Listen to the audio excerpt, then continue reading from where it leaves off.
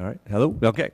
The time is now 7 o'clock. I'd like to call this session of the Bridgewater Town Council meeting to order. Can everyone please stand and join me for a pledge of allegiance?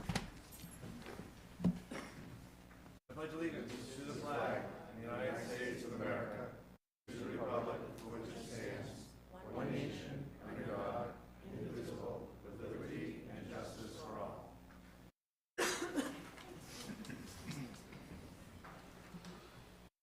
Welcome everyone here tonight. Just to start, I want to announce that the Town Council meeting is being streamed live via YouTube. Please go to the Town of Bridgewater Facebook page to find the link for that if you're tuning in from home. Let's see. To start, we do have some condolences we'd like to make. We have a number of veterans who did pass, unfortunately. The first being Dale Shoemaker, served in the U.S. Navy. He passed away on November 17th, 2024. Gordon Reed served in the U.S. Air Force, passed away on November 17th as well, 2024. Wayne Gunnison served in the U.S. Navy, passed away on December 11th, 2024.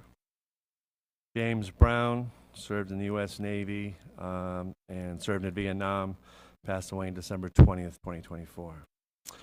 And finally, for many who know him, Stan Kravitz, veteran of the U.S. Army, served in Vietnam, passed away on December 17th, 2024. Stan grew up in Bridgewater, was a former Bridgewater selectman and a health agent for the town, and was a Purple Heart recipient from the Vietnam War. Stan did a lot for the town of Bridgewater over the years, and he'll be greatly missed. So can I please have a moment of silence for all these deceased veterans and their families?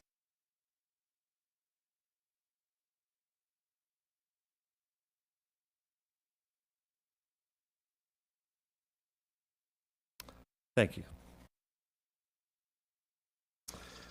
All right, first up, we will have approval of minutes from previous meetings. We have a few meetings to go over. The first being for the minutes of the November 26th meeting. Do I have a motion for approval? So moved. Second. Mr. McKinnon, second by Mr. Lindy. Any questions or concerns?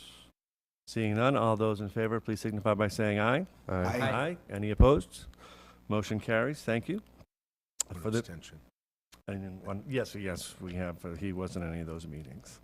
For the December 3rd, 2024 meeting minutes, do I have a motion for approval? So moved. Mr. Chase, second by Ms. Striggles. Any questions or concerns? Seeing none, all those in favor, please signify by saying aye. Aye. Any opposed? Thank you. And finally, for the December 17th, 2024 meeting minutes, do I have a motion for approval? Ms. Striggles, second from Mr. McKinnon. Any questions or concerns about those minutes? Seeing none, all those in favor, please signify by saying aye. Aye. Aye. Any opposed? Motion carries. Thank you. I do not have any announcements from the president this evening, and we do not have any proclamations to make, so I will open up Citizens Open Forum. And as I usually mention, due to Massachusetts open meeting law requirements, discussions will not take place during this public comment period. If appropriate, responses to questions and concerns will be given by the town manager at a future town council meeting. When you come on up, please state your name and address for the record, and please keep your comments to 3 minutes or less. Would anyone like to come up and speak this evening? Anybody? Going once? Going twice. All right. Very good. Thank you. We might have some closing comments. We'll see what happens there. All right. We do not have any appointments or hearings this evening, but we do have some licensed transactions to go on over.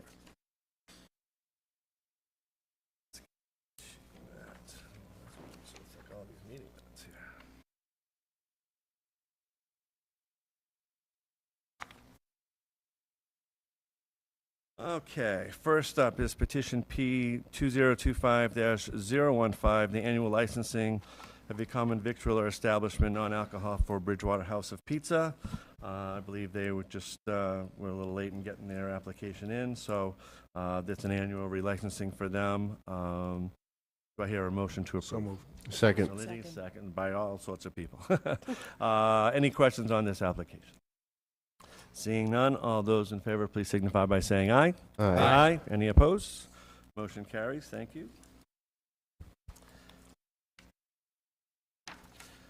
And next up, we have petition P-2025-016, annual licensing of Class 3 auto dealer Best Auto Parts. I know they were an existing Class 3 dealership. I know they were going through some changes. Is there a couple of members of them here? Would you mind coming up to the podium? Just a couple of questions if any counselors have any. Does any counselors do have any questions for them? I know I do, but I just want to open it up if any other counselors do. I know you guys did a great job cleaning up, and I know you're putting in a few cars again. Are you doing anything with the fencing at the front of the property? Well, when the ground softens up and I can open, actually dig into it, sure. Okay. There's a few sections there. Yeah, I see a lot of it is kind of fallen down. I'm just hoping Right. that to see some new fencing there that would help cover up and protect your cars in the back there. Yeah, the more urgent it is, then the sooner I'll do it. Yeah. Okay, sounds good. Not a problem. I just wanted to ask, that's all. Do I have a motion to approve his reapproval? So moved. Mr. McKinnon, and do I have a second by Mr. Chase? Any questions or concerns? Seeing none, all those in favor of approval, please signify by saying aye. Aye. Aye. Any opposed? Motion carries. Thank you, sir. Thank you. You're welcome. All right, that takes care of the license transactions for this evening. We will move on to presentations, and we have our very own Chief Del Monte here for a police department update. Chief, I will have you come on up and take the podium.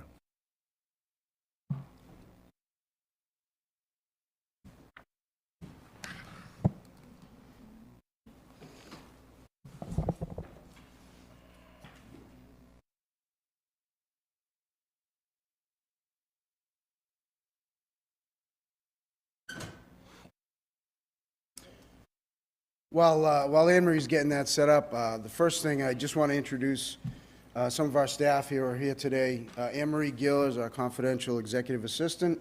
Lieutenant Jack Hennessy is in charge of operations. Lieutenant Scott Heil is not here. He's away in Quantico, Virginia, attending the National Academy. So we have a brief presentation for you today. Really, we're going to talk about the status of the department as it is today.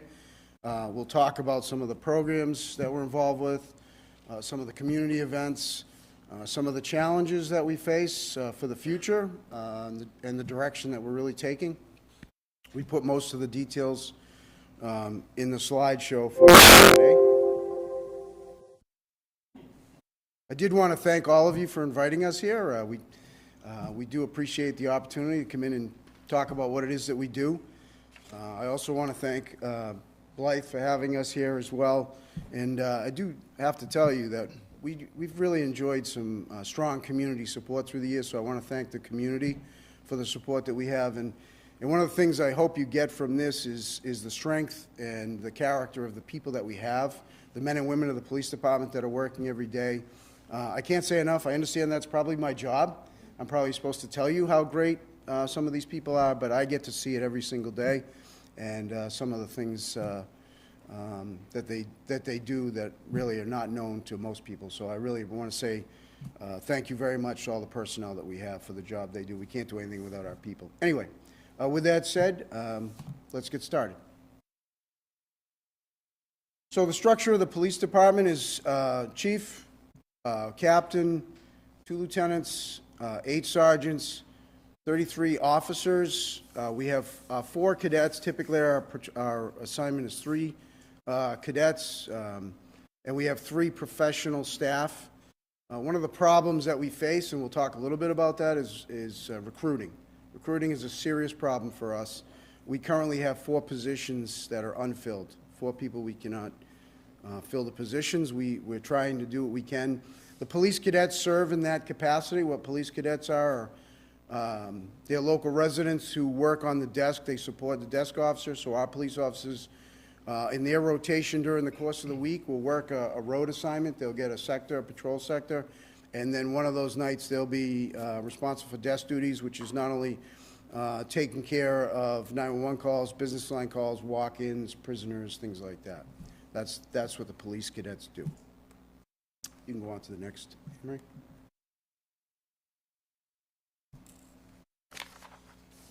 Next. That's all right.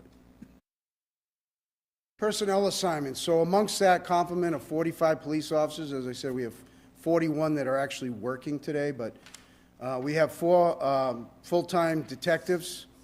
We have 2 officers that work part-time on the Web Major Crimes and Drug Task Force. We have 1 officer assigned to the FBI Gang Task Force. We have 1 full-time school resource officer for the 4 schools. We have 2 officers that are assigned as proactive enforcement officers. They police in an unmarked patrol vehicle in select neighborhoods that are having problems and areas of concern. We have 2 patrol canine officers. We have 1 court prosecutor and officer assigned full-time to the court. And we have 1 firearms licensing officer. 1 officer is assigned part-time. We'll go right to the next.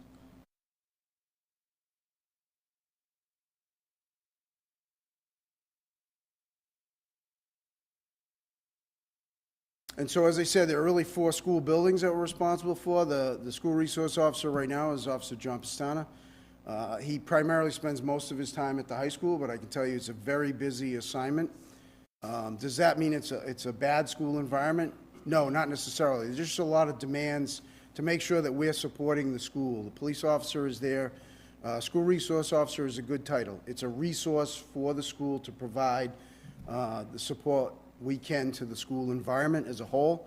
It's also to provide a deterrent from nefarious actors who may be out there as well. You can go on, Emery. Southeastern Massachusetts Law Enforcement Council, SEMLEC, we're a member. We've been a member agency. There are 30 cities and towns in southeastern Massachusetts. Essentially what this is a mutual aid collaborative. We assign officers to different special assignments. They work collaboratively with officers from many different agencies. And these are some of the examples of officers that we have assigned to the various units. SWAT team, mobile operations, which is our motorcycles, our bicycle response team. We have officers that are part of the critical incident stress management team, civil disturbance unit, and drone unit. These are just some examples here for you, some of the assignments that they do.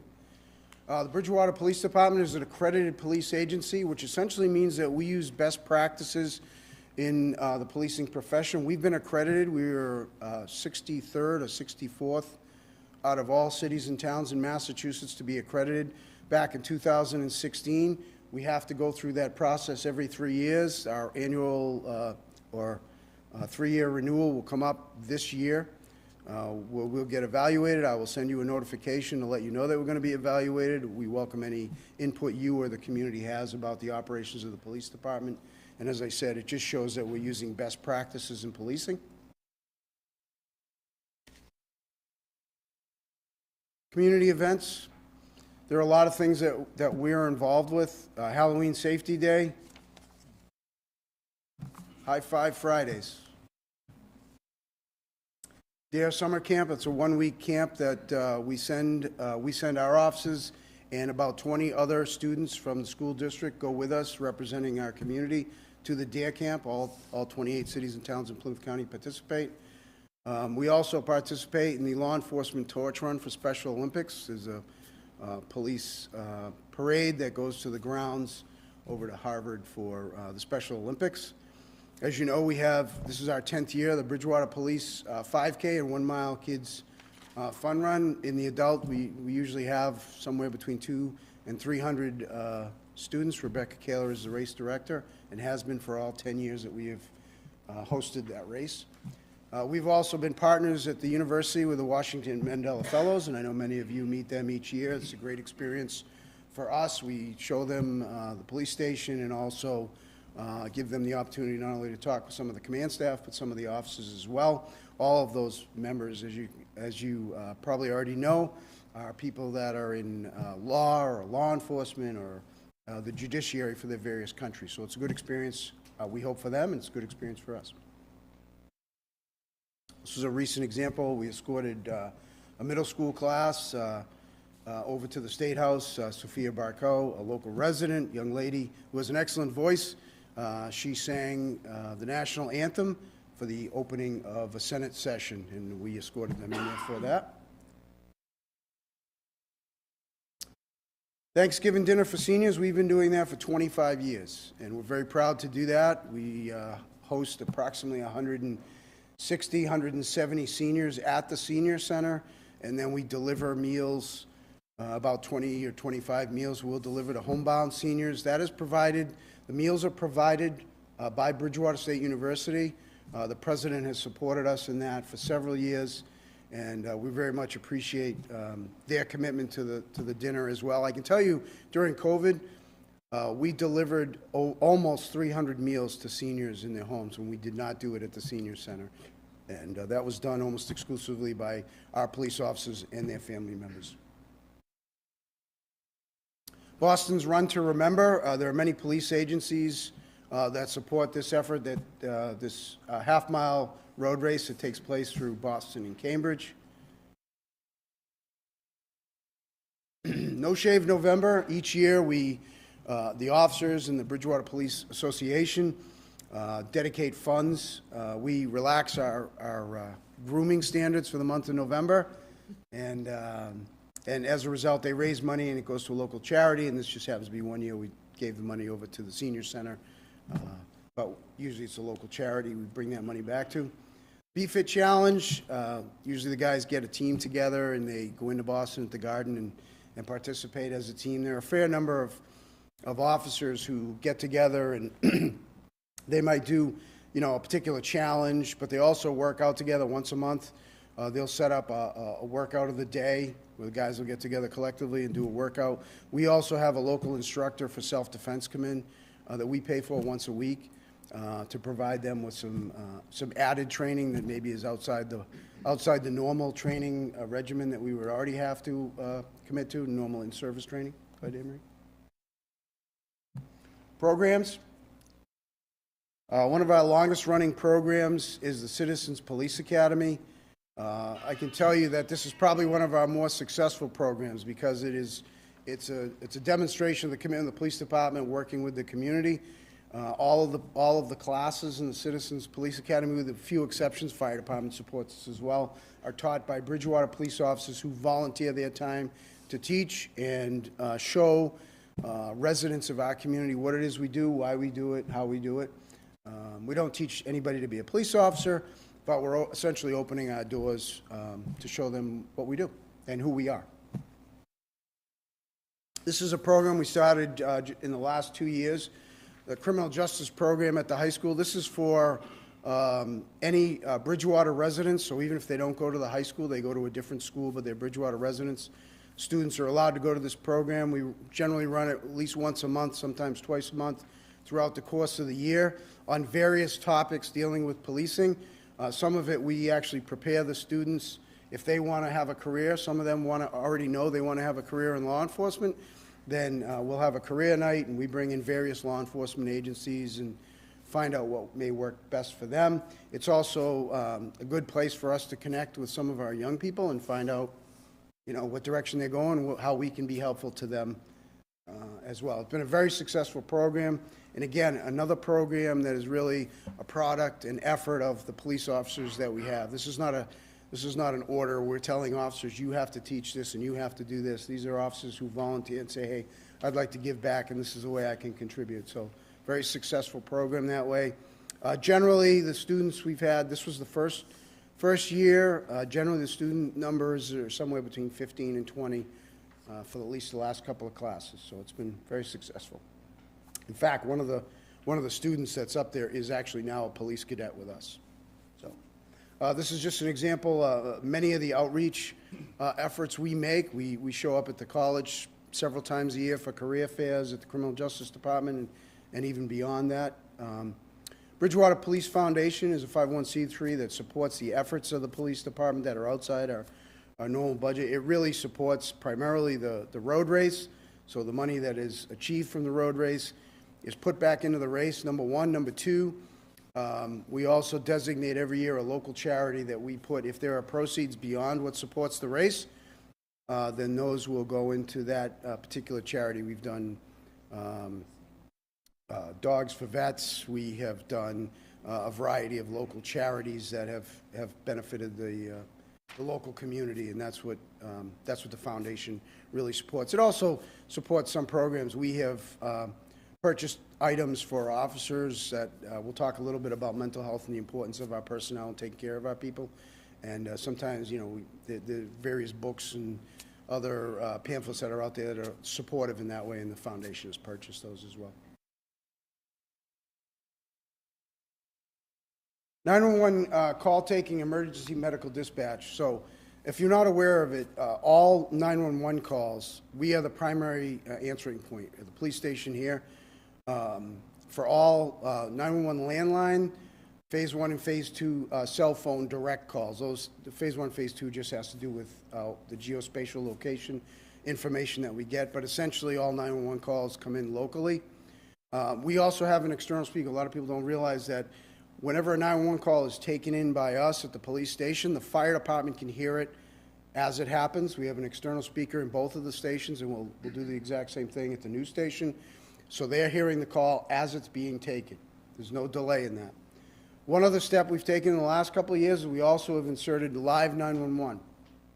This technology allows officers through their laptops in the cruisers to hear the 911 call actually in their cruiser at the same time.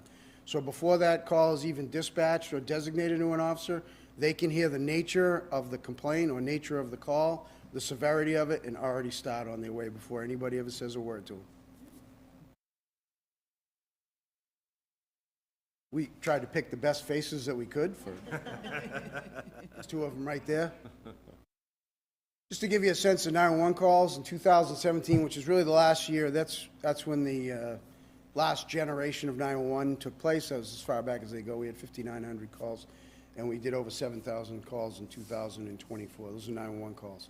That does not include dispatcher taking business line calls. We have several business lines, day-to-day business at the front desk, and so forth. So anyway, just to give you a sense of where we were. So we tried and capture, what has changed in policing. There are a lot of things that have changed in policing. We used to use our metric was, how many homicides did you have? How many robberies did you have? And generally, some of the more serious crimes have gone down. This is across the country. It's not unique to us locally. But we've noticed other things have changed. So the demand for us has always felt like it's increased and increased. But we haven't seen those same, kind of the FBI benchmark kind of crimes is what was driving it. But we've always felt like, boy, there's a lot of demand on our policing service on a day-to-day basis. So we tried to look at some places where that may help explain that, and this is one of those. Mental health calls, it's difficult to categorize. We have tried to do that, but there are a lot of calls that we get that may not start out this way, but end up over here when we figure out what it is that's the problem. It might, again, begin here and start over here. So it's difficult. I don't think this number captures everything, but you can even see that very quickly, even the fundamental tracking system that we have shows you difference in the last 10 years. You can go on to the next, please. Reported deaths. Now, these are circumstances under which it may be an accidental, somebody discovered somebody at home. Why do we include these here? Because these are labor intensive, because we never know when we discover these. We certainly work with the district attorney's office when we have a homicide or there's some suspicion of something else may have taken place. We always do that. But they're very labor intensive. In other words, we have to assign several detectives, and we'll talk about, what the demands are for us in the future. But detectives have to investigate those like they would any other crime. So they're very labor intensive, and even those we've seen a change. I can't give you a reason why the numbers have changed, but what I can tell you is the demand has changed. And we just isolated, those are ones that are pretty, how should I say, straightforward. There are other circumstances we may have. There may be some suicides as part of that and other justifications, but you can go on to the next, Emery. Again, I don't think this captures the complexity of the problem, but it is an indicator of where things have gone. This is people that have been arrested for operating under the influence of liquor and or drugs. As you know, for certain drugs, there is no standardized testing for, so the overwhelming number of these cases are for OUI alcohol because there is a standardized test for that. Until science can catch up and have a standardized test for OUI drugs, it's a complex number to get a hold of. And these are cases where there may have been some accident involved, or maybe that an officer was out there proactively trying to pursue it. But you can see how the numbers have changed for us. That's an indicator of how things have trended. You can go on to the next, Cameron. In 2024, we had 3 fatalities. This is a significant issue as well, because not only is it labor intensive, but our job is to try to prevent fatalities. Like, 1 is not acceptable, never mind 3. And we try to do the best that we can. We are in a proactive posture. So many police agencies have different responsibilities for their communities. Some communities have gotten to a stage where they're in a reactive posture, where the police are only responding when it's absolutely necessary and because you have to come and it's already happened. We are trying to stay in a proactive posture. Now, that requires a couple of things to do that, but we've tried to be proactive in this area as well. So that's why we have assigned 2 officers specifically to traffic enforcement. That is their full-time designated obligation. We give them a vehicle specifically for that purpose because we need to bring this number down. There's a variety of reasons why those occurred, but we need to be out there proactively doing that. I can tell you in the last, we talk about how busy is the department. There's a lot of demands in the police department. I can tell you in the last 3 days we responded to a fatal crash on Sunday. We executed a warrant for a child pornography case today, and we had a suicide today. So in the last 3 days, dotted with a variety of other calls in between there. Marie, you can go ahead. Restraining orders, harassment prevention orders. You can see, now these are violations. These are people who have had these issued, and some of the statistics that are not included in here is we're the ones who, we will take victims, we have to get them the restraining order, help them at least get to a judge after hours. Sometimes we're serving orders that were from another jurisdiction. Those numbers are pretty high. These are the ones that actually, people that are local that have violated those restraining orders. So, we can move on to the next. The future. So, I'm often asked this question: what's the staffing of the police department? Where should it be? A police department with the current modern demands of a community like this is a nice community, but the demands of this community are pretty significant, and our job is to make sure that we handle those, right? That you don't always know about them, you don't always know, what's going on, because it's our job to handle those problems. A department in a community this size should have somewhere between 50 and 52 police officers. We have 45 today. We should have a full-time mental health substance abuse clinician. We are members of a regional collaborative. We had a clinician, a grant funding, but that grant funding is now in limbo because there had been some budget cuts at the state level. So that money has been frozen. We still would like to have somebody. I think we have enough business that we should have somebody here full-time working with the police department. We utilize the co-responder model, and that is when we get a call for X, Y, and Z problem that may implicate mental health or substance abuse, we bring that clinician with us on scene. We think that's the most effective, it has the most impact, and we'd like to continue to do that, but we do need to do that, and something we should look at doing locally. We were members with 5 other communities, and to be honest with you, us, Middleborough, East West, Whitman, and the college, and the demand was so great that we need to look at it locally. We need to look at it from a different point of view. We should also have 2 officers full-time on the web task force. So I mentioned to you earlier, we have 4 full-time detectives, and those are officers who are handling plainclothes investigations. Those are your serious crimes, your robberies, sexual assaults. Those are cases that involve significant larcenies, property crimes, breaking and enterings, things like that. Your web task force officers are those officers in plainclothes who are investigating your drug crimes or other multi-jurisdictional crimes. The web task force is WEB, stands for West, East, and Bridgewater. It's the 3 communities combined, but they also have other mutual aid partners that are assigned to the group. We have 2 investigators, but ours are part-time. That means some days of the week they're in uniform, and we should have 2 people on that all the time. It's a problem that the community, not only our community, every community faces all the time, and we need to have a proactive position on that. And the second place, the next place I should say, is second school resource officer. I don't think that 1 school resource officer is adequate for 4 school buildings and the number of students that we have. Remember what I said. They are responsible for maintaining a good environment. There are a whole variety of reasons why it's good to have a school resource officer there. And one of those reasons is a deterrent effect on nefarious actors out there, and I think a school resource also. Now, I recognize that's a product of funding, it's also a product of having the people to do it. So there are some challenges associated with it. It's not so simple as just saying, yes, we're going to do that. Go ahead, Emery. Try to get you some more smiley faces. Challenges. So one of our challenges, obviously, and this is not unique to us, is maintaining the health and well-being of our personnel. There are a lot of stresses, there's a lot of demands, as you can imagine, and our priority is making sure that they're okay. We're getting them adequate resources to make sure that they're okay. They are our most valuable resource. Buildings and cars are part of our mission and part of our tool belt. They are not the most important thing. Our people are the most important asset that we have by far. And so we need to make sure that they're okay. The nature and scope of mental health and substance abuse calls, they've become more complex. They become more demanding, more resource-driven. They are not so simple as going to a call. If we go to an alarm call, we check the building, and there's somebody breaking into the building, and we make an arrest, or we take some kind of action. Those are, finite. Like, many of these mental health and substance abuse calls require further, they're prolonged, they're things that take a long time to handle, to adequately address, on scene.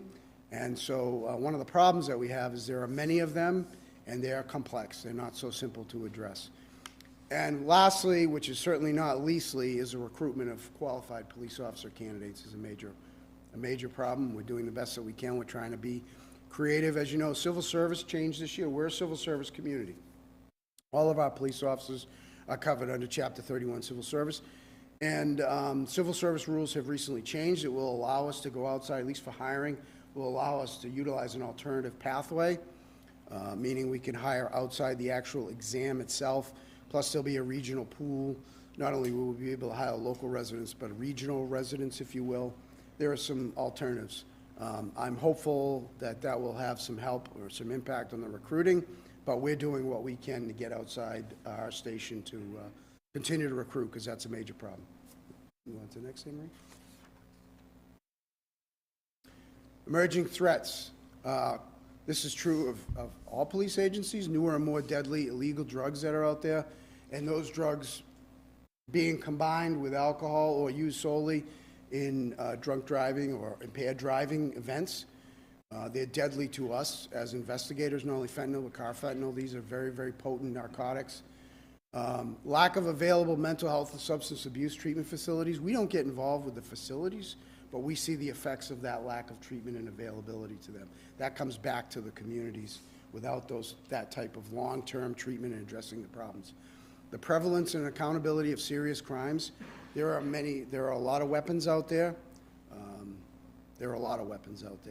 And what we want and what we're hopeful is that there'll be more accountability for those people that are committing those kinds of serious crimes. Will help, but it's an emerging threat for all of us. We as a residential, primarily residential community, we have come across some of these so-called ghost guns, people making weapons here. So we know it's prevalent across the country and across the Commonwealth as well. And crimes involving technology. The reason this is a threat is because there are a lot of crimes where not only could we do a better job in identifying perpetrators and stopping or preventing crimes, we need that educational piece and that training to be better educated. And we do have some people who are very good with technology, but also technology is being used to victimize people a lot more.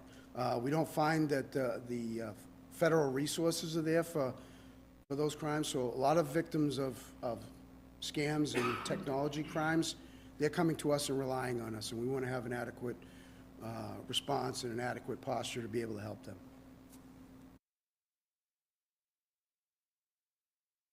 Training. As I mentioned here earlier, the FBI National Academy, Lieutenant Heil is away attending now. We want to make sure that we're broadening our horizons with our leadership, our command staff team. We send officers every year to the Use of Force Summit in December. That's down in Connecticut. We usually send anywhere between 4 and 6 officers every year. We do annual mandatory hostile event response training. We did that this passed, I think it was in October. Mrs. McGrath, we're fortunate, played a victim. And we do that for all personnel. All of our police officers go through that training. We do it every year. We had it on a 3-year cycle where we kind of started out small and then gradually worked up to a more active, robust environment. And we involve police and fire EMS because that's part of the equation. Police's job is to stop the killing. Fire EMS is to stop the dying. That's just the reality of it in those kind of circumstances, and we're making sure that we're prepared and ready to deal with a circumstance like that. Continued advanced professional and monthly specialized training. The advanced professional training usually shows itself in private vendors. The state sometimes has some programs that are more advanced, and so you'll see a lot of training money goes towards that. And monthly specialized training, those generally deal with those officers who are assigned to those Semilec specialized units. Smiling faces. So infrastructure, this is a relatively small issue, but I raise it here. One of the things I would just recommend is for the rear parking lot, you know, we need to address something out in the back out there. It's not so much as it's energy as it is the readiness of our vehicles. A lot of times we look at the fleet, snowstorms, inclement weather, we need to have a place to try to keep those vehicles ready to go for the next shift, and that's something to consider. And the other thing that I'd like to consider is something in conjunction with highway. And as you know, for the last 10, 12 years or so, we've taken a more serious, and as you saw in New Orleans, we've taken a serious position when it comes to the parades that we have. These are vulnerable places. They are vulnerable to intentional acts, but they're just as vulnerable to accidental acts, and we have to be conscious of that. And I'd like to see us do something a little bit different there, at least on the infrastructure side. Go ahead, Emery. So, what questions do you have? All right. We tried to be brief. I hope that I'm not sure what our time was. Thank you so much, Chief. I'll definitely open up to the council. Any questions for the chief? Sorry. Thank you, Mr. Chase, President. go right ahead. Chief, thank you so much for your presence here and for a great presentation and to reacquaint us with a lot of things in your department, and certainly some of these we're learning about for the first time, I'm sure. By the way, let me just say, firstly, congratulations to you for your recent selection to the presidency. Thank you. Mass Police Chiefs Association. That's a great honor, and I think we can all share in that honor with you, but we're very proud of you in that respect and of your department. Thank you. You did mention Lieutenant Heil, who was attending the FBI Academy for training presently, and I know that's something you've done in your past as well, and I found it particularly interesting. Could you elaborate a little bit on the you know, the just how special an event that is, the ability of a police officer to attend that kind of training? Yeah, so, you know, our strategy is to get more advanced training and develop our people, and we're very fortunate. Scott is only the third police officer from the department in the last 20 years been selected. The FBI, the Boston Division is who actually selects the candidates. I think they had 170 or 180 candidates, police leaders throughout the Commonwealth, and it's not just Massachusetts. It's Maine, New Hampshire, Rhode Island as well. So very few candidates are selected to actually attend that, so it says a lot for Scott. It says a lot for the future of the police department. We have a lot of very talented and educated and leaders of the future for our police department. So it's a symptom of good things to come. But we've been very fortunate that way.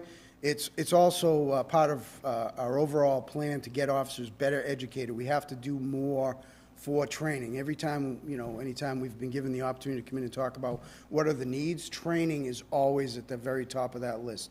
Training is what makes the difference. And the National Academy is internationally known program. There are only 250 or so police leaders from the largest to the smallest agencies, and some international countries are represented in that academy class that Scott is in with. It's probably one of the best professional development programs. He's down there for 10 weeks.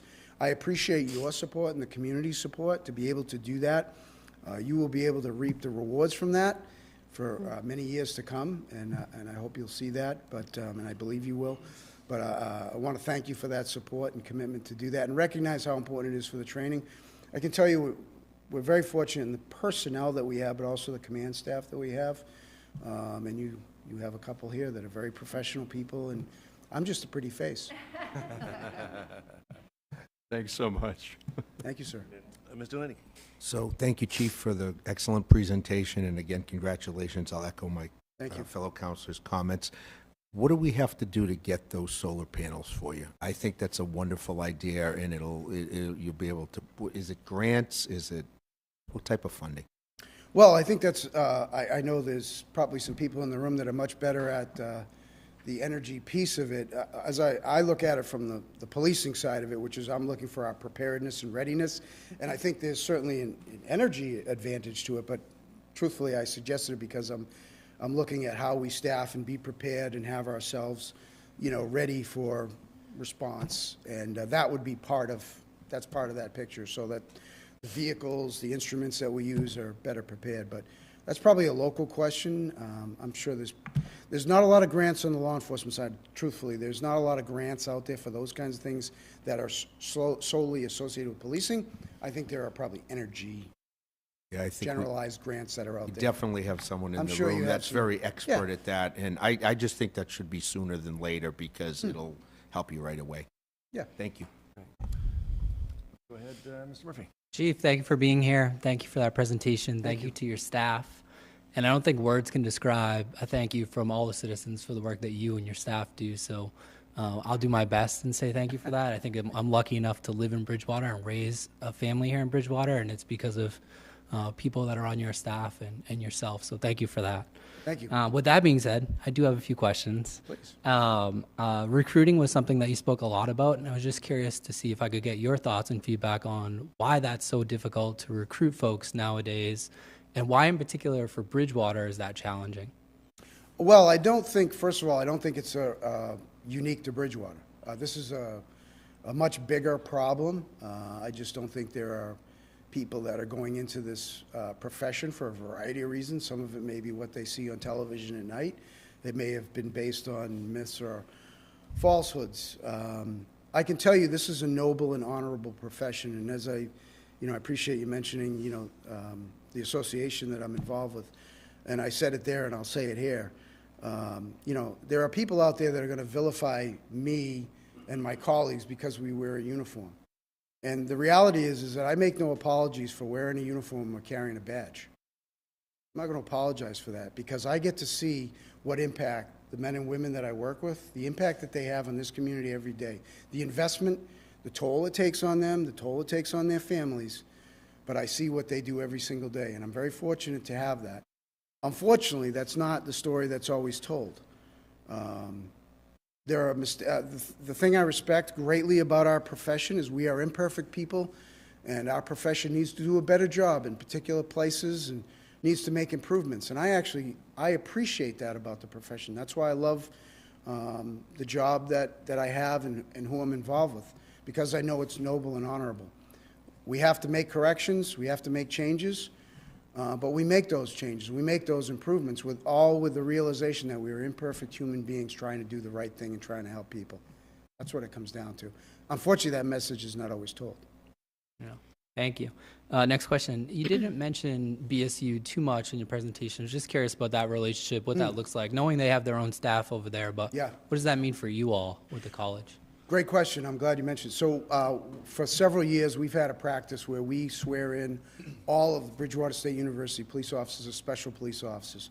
So we have an excellent relationship we've had for many, many years. As you know, Dave Tillinghast, as the chief, is retired, and Glenn Anderson is the new chief down there. I worked with him for probably 25 years. Professional and nothing but collaborative and collegial. And so we make them special police officers, so there's never any issues of jurisdiction. They're driving down the road and somebody's driving on the wrong side of the road. I don't want to wait until, if we don't have an officer that's close by, I want those officers to stop that car right away before somebody gets hurt. And we have that kind of system in place. They know if one of our officers has an incident over here by themselves and they happen to be close by, they'll stop and help. And that's what I expect. That's what we have become accustomed to. But that's because of that mutual collaboration. We do not, this town and this police department are not on an island. We have to work with our partners. We're better because of it. We don't just work with our local regional partners, our local municipalities. We work with our state partners, our federal partners. We do that in a whole host of ways that you saw in the presentation today. And we do that not only do we do it with the college police, but we have that exact same professional relationship with our fire departments. And our fire department is very professional with their not only fire service, but EMS service.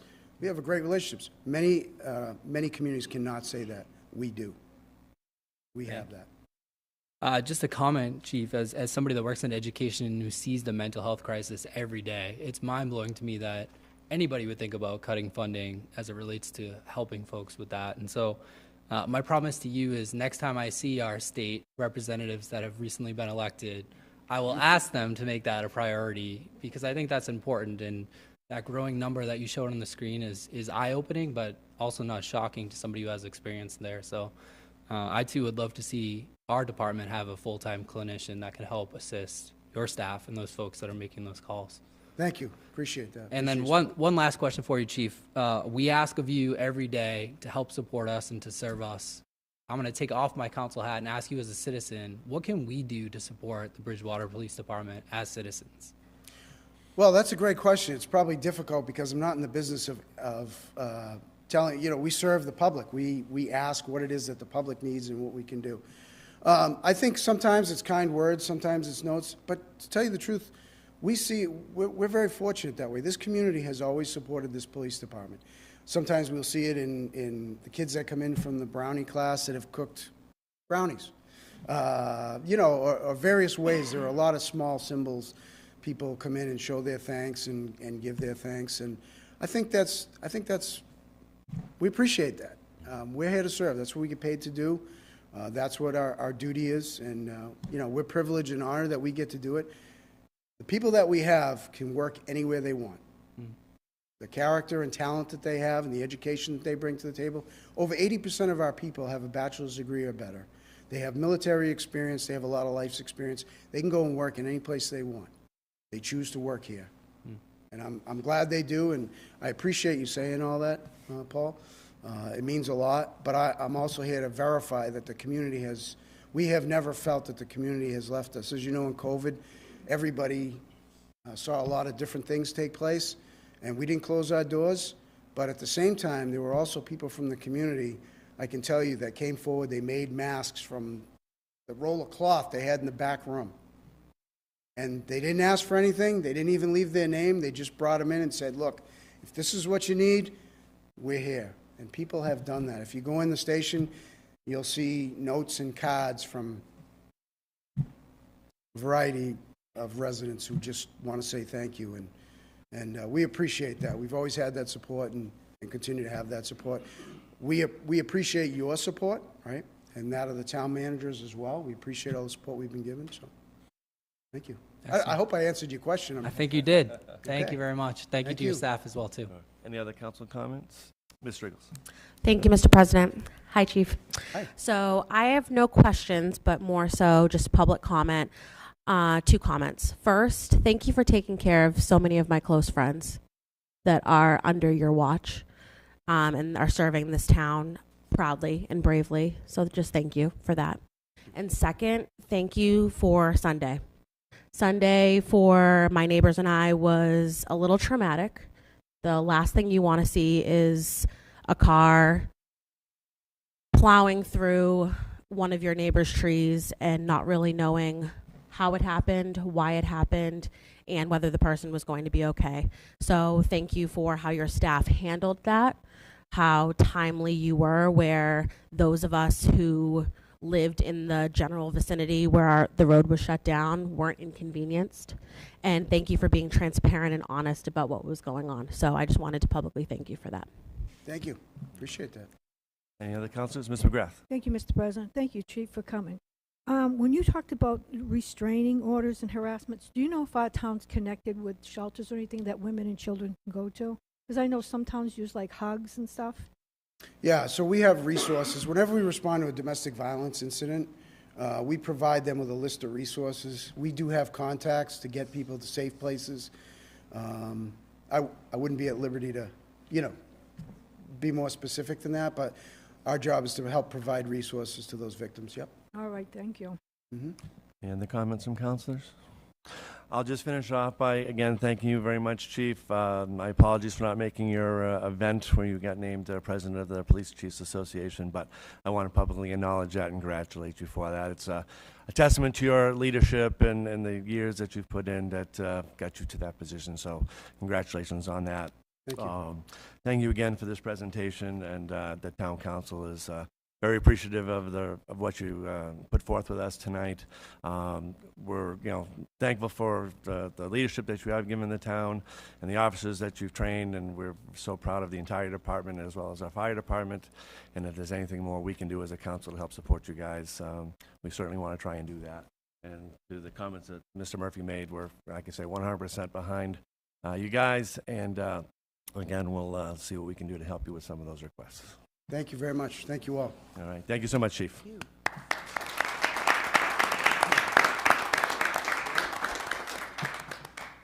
All right. We have one other presentation tonight. We have our newly elected and sworn-in state representative, our 8th Plymouth District, Dennis Gallagher. So we'll welcome up Mr. Gallagher to the podium.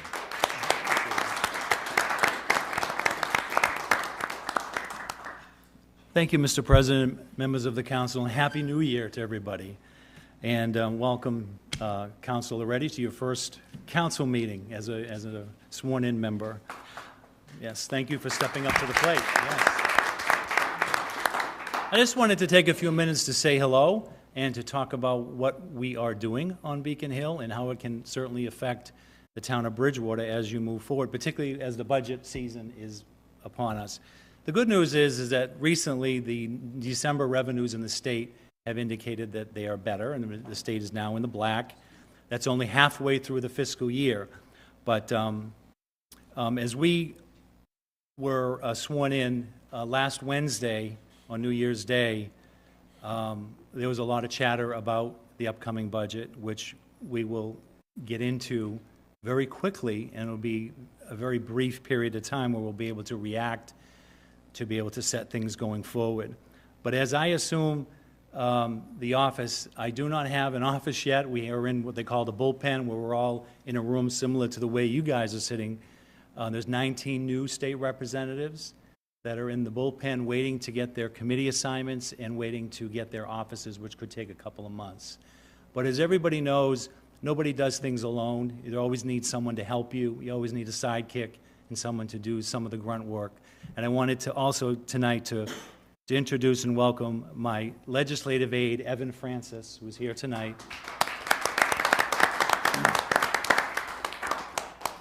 Who will be helping me out and the towns of Bridgewater and Rainham as we move forward in this legislative session. Evan is a BSU graduate in political science as of last month, so he is an absolute great addition to Beacon Hill and his expertise that he will bring to the town. As you know, and I have always encouraged the council members, if they can, to attend the Mass Municipal Conference, which is later this month. It's called something different now. I think it's called Connect 351. Usually what I get out of that conference, and I'm assuming town administrators and town managers get the same thing, is that's when you initially hear from the governor as what the tone of the budget will be for the ensuing fiscal year starting July 1st. At that meeting, she has with all representatives and gives you a sense of her priorities of what the budget will be, particularly for municipalities.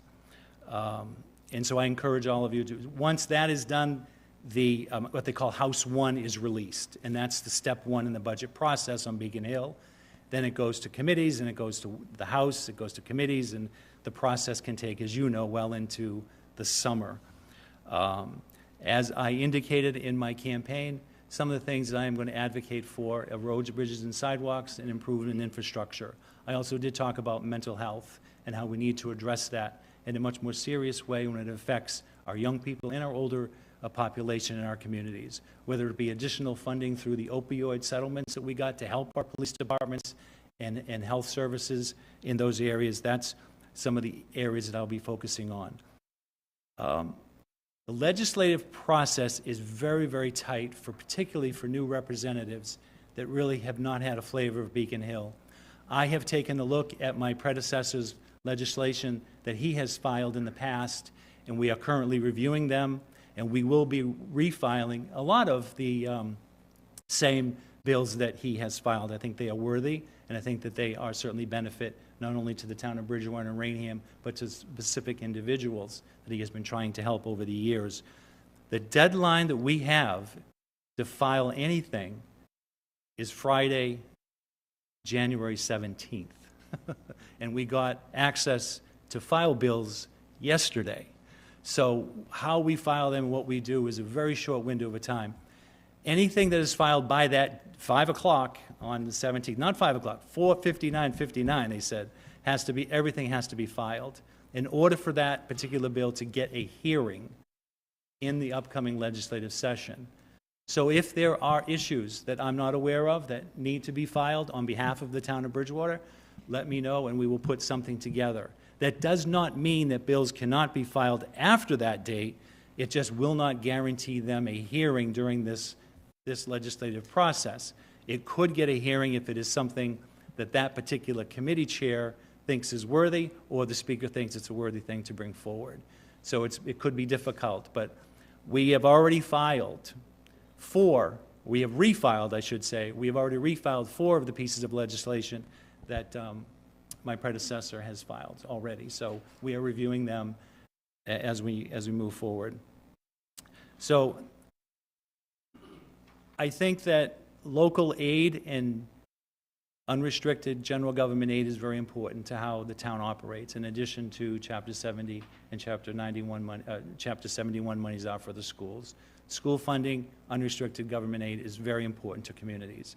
And those are the areas that I'll be looking at when House 1 comes out, when the governor's budget comes out to address. So I will come here as often as you think it's necessary to update you. I would encourage all of you at any time to give our office a call or even come in to visit us at the State House.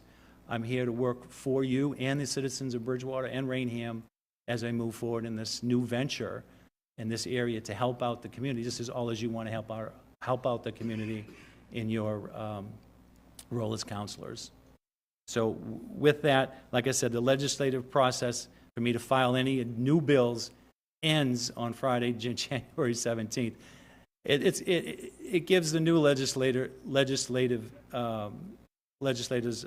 really a disadvantage as to knowing, the process of doing it isn't that difficult. It's putting the language together, looking to see if there are other legislators that are filing similar or comparable bills where you might just want to be a co-sponsor on that, or they be a co-sponsor on mine, to say, look, we're both filing the same thing, why don't we just join together? And we're looking at those things as well. But it will be a pretty active session, I believe, on Beacon Hill. The House Rules Committee is also taking a look at the schedule that has been in place for many years, see if they can change that and try to be a little more productive. However, they all said that the last legislative session was the most productive legislative session in many, many years on Beacon Hill, and a lot of good things were done. So with that, again, I just wanted to introduce myself, give you an idea of the legislative process. Try to attend MMA later this month if your schedule can permit, and I'll be available at any time to anyone, wherever. And I will be holding quarterly coffee hours, office hours in various locations. I think those are very, very important. So thank you, Mr. President. Thank you very much, Representative Gallagher. I'll open up to questions from the council. Mr. Lindy can start. Thank you for coming here. It's nice to see you back in council chambers, and congratulations. 3 things. First one, get us as much money as you can get us. I know you'll deliver, okay? I know you're a freshman rep, but Bridgewater needs attention to get that funding that you mentioned.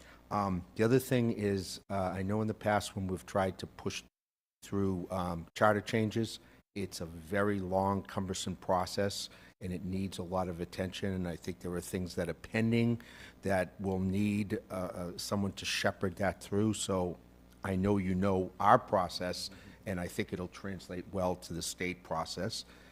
And last but not least, what is your phone number for your office? I know it's temporary, but it's a good thing to know. 617-722 I think it's 3600. You'll have to ask for me because I don't have my extension yet. Okay, thank you. But my email is dennis.gallagher@mahouse.gov. dennis.gallagher@mahouse.gov. That's my email.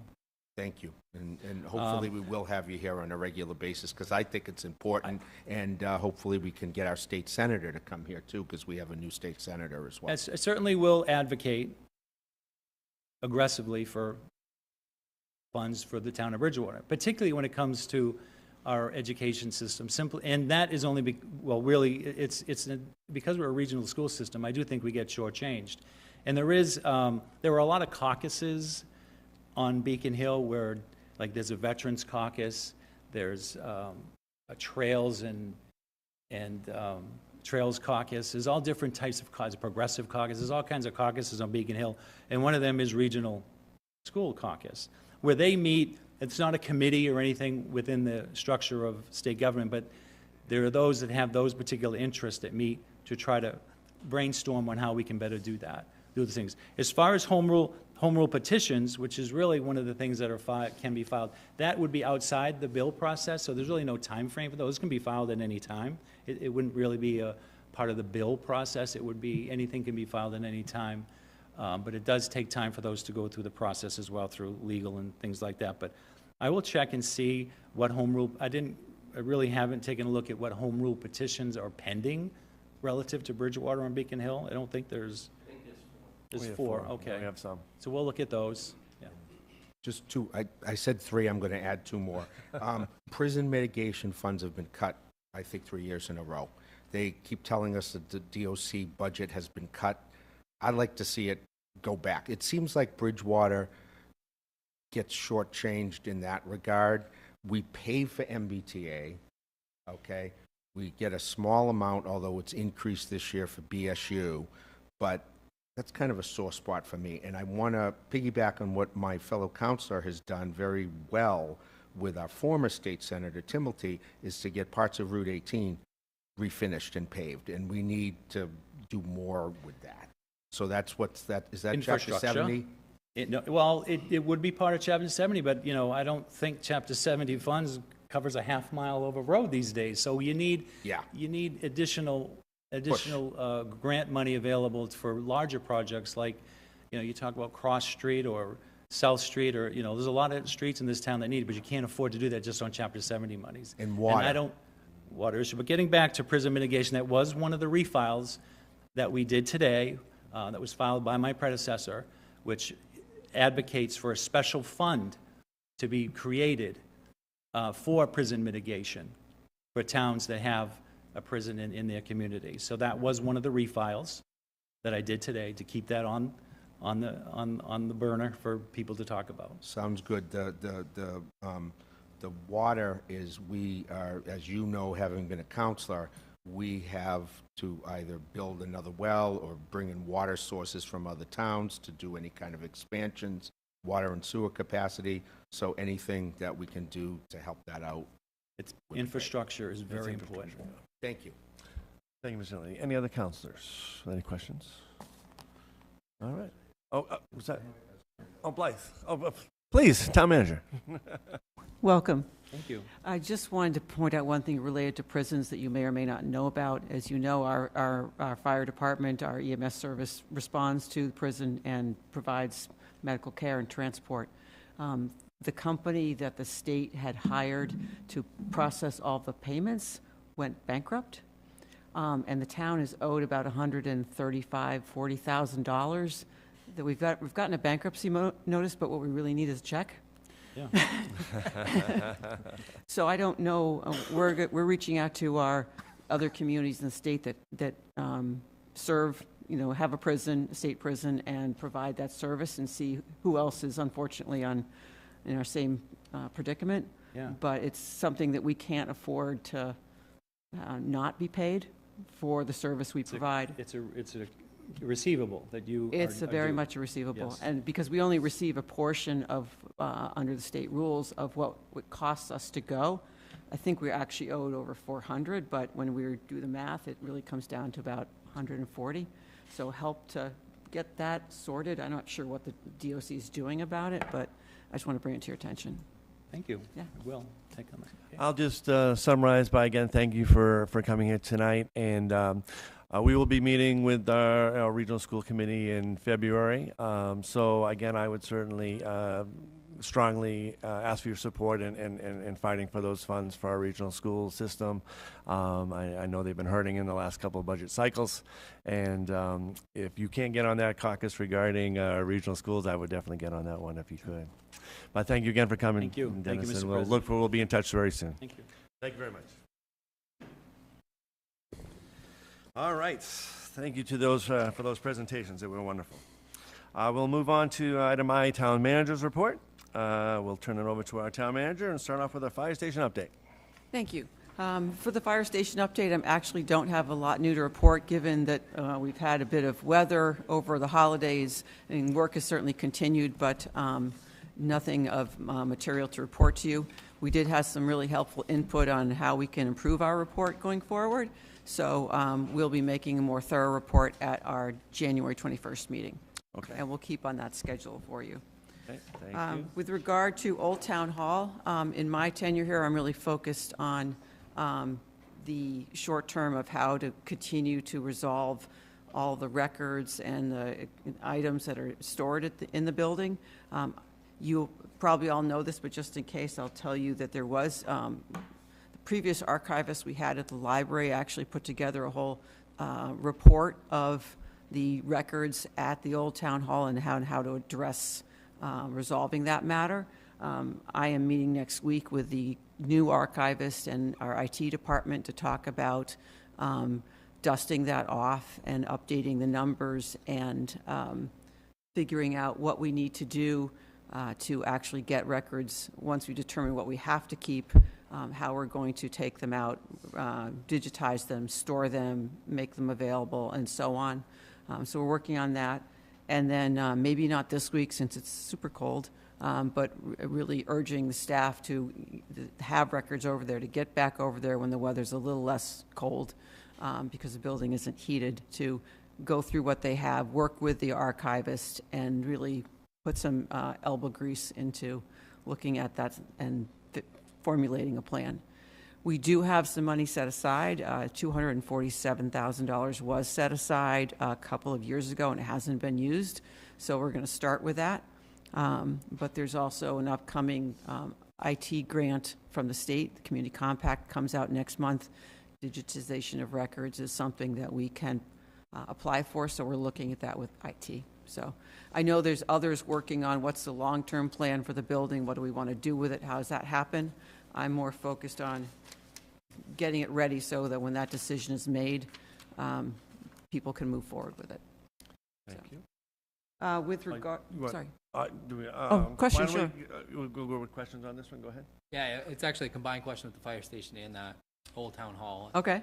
I don't know if you have an answer, sorry. I don't know if you have an answer because of how you just described your approach there, but is there a plan to integrate the current fire station into that town hall, or is there any conversation about what that looks like by I having haven't two heard vacant it. I mean, buildings? as you know, the building bumps right up against the old town hall. I've heard someone say if you're gonna need to make it ADA accessible, the building, and most likely a elevator would go on the outside to make the second floor accessible. It's not going to be possible with a fire station right there. I think I understand that there hasn't been funds set aside for the removal of the old fire station, but at some point there'll have to be a study of any hazardous materials in the building, that all identified, abated, and then money to take it down, because it's not going to have a use for us as it has for the last however many years. So you answered part of my next question was what happens with the fire building after the folks move out there?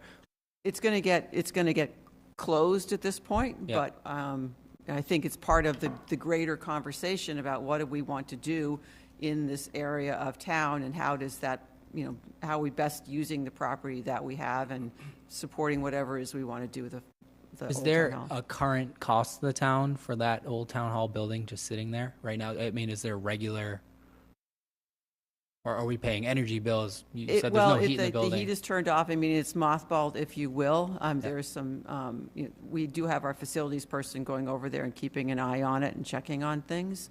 There may be some de minimis costs, but it's, I think a bigger issue is that because it's uninhabited, it is a risk in terms of insurance. If it were something to happen to it, we wouldn't necessarily be able to recover the full cost of it. And insuring an uninhabited building is very expensive. So it's something to be aware of. Okay. Thank you. Yeah. Yes, Mr. Lindy. So on the old town hall, is it safe to be in there? Is there any health and safety concerns to be in there? You mentioned employees going in there. I actually got a chance to tour it at one point, and it seems like there might be some mold issues and things like that, and I'm just wondering what the safety is for employees to go in there. Yes, there is mold. No, we would not want people there on any long-term basis, but I think going in there and simply reminding themselves what records they have and then leaving to come back and look at the retention schedule and make a plan is fine. But it needs to be limited. Thank you. Any other questions for the town manager on those first two topics? Okay, seeing none, we'll move on. Next topic is the tree mitigation schedule update. So I've been meeting with Ray, there you are, Ray, a couple of times. He provided me with two documents recently, right before Christmas. One is a proposed tree preservation ordinance, which would, as I understand it, be an update, if you will, or an expansion of the current shade tree ordinance that we have.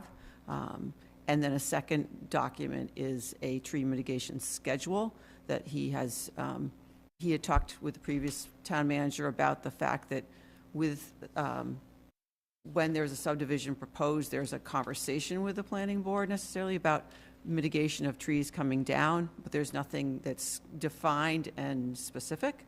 And so the tree committee has put these two documents together and they'd like to see them move forward. I've shared them with the town attorney. We're going to be discussing them with planning and understanding the staff perspective of that before we bring it forward. I think there's some good things about them. I think there's some things we'll need to work through.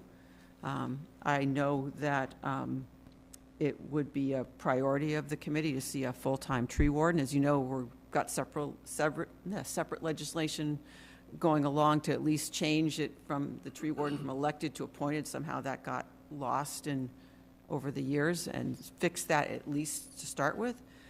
Whether the next year's budget will enable us to achieve their goal, I can't say at this point, because we're just starting the budget process. But I certainly applaud their efforts to put more focus on public trees, on what happens on some properties that are being developed. I think it's all a good conversation, just not sure where we're going to end up at this point, but we're working on it. Okay. Any questions for her on that? Just a follow-up. Mr. Murphy? Last meeting, I think we talked a little bit about the current part-time tree warden that the town, I think you were going to answer this question, employs or pays? Is We that don't true? pay We him. don't. He's a volunteer. Okay. I'm not sure how he got to his position because it said our laws say elected, but I don't know. He's very much wants to be move on to other things in life, and so we do need to fill that. I recently met with the vice chair of the Tree Wardens Association, who's a former employee of mine, so I just happened to have that connection. He reminded me that, you don't necessarily have to have specific licensed background to be a tree warden. Just attending their annual conference, which actually happens, I guess, in January, somewhere in the state, is helpful. And if we can't go the route of a full-time person, perhaps we can share with another community, find some part-time person who is maybe got some arborist or landscape background that has an interest in trees that we can start to work with and build that knowledge base and expertise. I think we're going to have to figure that out. And when you say find a full-time person, is that a paid position in theory? That's what I think is proposed by this ordinance, and so that's what we need to figure out. What can we achieve, and how can we do more than we're doing today? Okay. Thank you. Any other council questions? Being done, move on to the Okay. last item. Last one is EV charging stations. So at some point in our past, the 2 charging stations were added here, and they have 2 hoses each, so we can support 4 cars. I don't know what went into the decision about why we did them the way we did and why there's not a charge for them now. We do have a proposal from the firm who we did work with for those. They can be switched over to ones that people have to pay for. We don't, because they're not separately metered, I can't tell you how much they use today. Just can tell you that if you look at what an average is for the type of charger we have, it, from what we can research, it probably costs approximately $1,200 a month for those if they're used 24/7, and I don't know that they are. There are grants, incentives out there to change. We could, at no cost, change them from what they are to ones that people have to pay for. And if it's for our own use, we could, I understand that we could be given access card or something that will allow our vehicles to not pay to use it, whereas if somebody drives up who's visiting and wants to plug in while they're here, they would have to pay for it. I notice when I'm here that, you know, the vehicles that we have are generally parked in those locations and using it. I have seen private people come up and use them, occasionally an employee. I can't tell you how much of the time that happens. You may have a better sense than I do. This was something I think we were going to put on the long-term plan for the new manager to work on, but it's something we could probably start to explore sooner. Okay. All right. Mr. Lindy, a question? So I did a little research on this, and it's my understanding that when they were put in as part of the agreement, there was to be no charge for them. I think there is paperwork that says that, and I think we should talk to the Energy Committee because I think they're aware of that. Okay, that's helpful. Any other questions? Can I just ask, Mr. are Murphy? we discussing possibly charging? Where did this, is this originating from the town manager's office? I was asked by another counselor about where we okay. were on it, and I think there had been some discussion about it, but I'm not sure exactly from where. Okay. It wasn't on my radar screen to work on until I was asked. So I mean, I think it could go either way, but certainly if there's an agreement or understanding, I want to, you know, respect that. Yeah, no, absolutely. Thank you. Yeah. That just clarified. Ms. I McGrath? could respond to that. Some residents asked me about it. I guess one of them tried to park here and overnight knowing that they were gone, and there was other cars here, and they were just wondering why and do they charge and stuff like that. Oh, So I told I would bring it up. okay. No, I was just and- interested if it was and I the guess town that was. It was in the town manager's report that Mr. Dutton had asked Dawn to look into it, and they brought that up to me also. Thank you, Mr. McGrath. Any other further questions regarding the charging stations? Or any other further requests for the town manager for next meeting? Yes, I Ms. have a Ellenberg? question. Yes, thank you. I understand that funding has run out for Transit Cares or the company that takes the low-income people around town so they can do their errands. I understand that was funded by grant money, if that's correct, and it does not have grant money now. However, are you able to find in the budget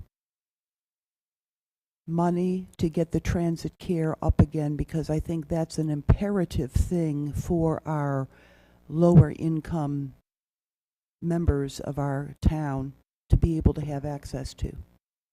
I just discussed this with the COA director just earlier this week. I can tell you that we have applied for the renewal of that funding, and we are waiting to hear, hopefully in the next week, that that's funded or it's not. But you know, while that's unfortunate, it's also been a good reminder for our users that we also have our own van. We have volunteers. There are other ways we can help people get to things. It takes a little more planning, perhaps, on their part to not just call and say, hey, I'd like to go to, you know, the store, you know, in a half an hour. We can't necessarily do that, but we are working through it. So I'd say that's where we are at the moment. And, well, it depends on the grant, of course. Mm. Yes. Mm-hmm. Thank you, Ms. Ellenberg. Mr. Murphy? I